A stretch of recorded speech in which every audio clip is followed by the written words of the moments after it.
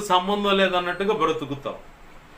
నీ అవసరం తీరిపోయిన తర్వాత ఆ వ్యక్తికి నీకు సంబంధం లేదన్నట్టుగానే నీ మాటల్లో కూడా నీ క్రియల్లో కూడా దాన్ని ప్రదర్శిస్తున్నావు. ఇలాంటి వాళ్ళు చాలామంది ఉన్నారు ఈరోజు. కొంతమంది భయంకరమైన క్షుద్ర పూజల చేత వేధించబడుతున్నప్పుడు ప్రభు కృప చేత ప్రార్థన చేస్తే విడిపించబడతారు.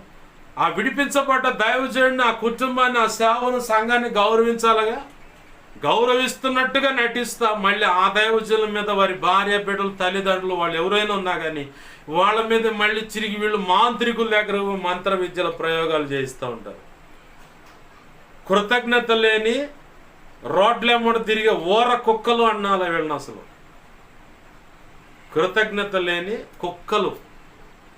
ఈ మాట అంటే ఆ కుక్కలు కనుక ఆ మాటలు వింటే సిగ్గుతో అవి కూడా కేకరించి ఓస్తాయేమో.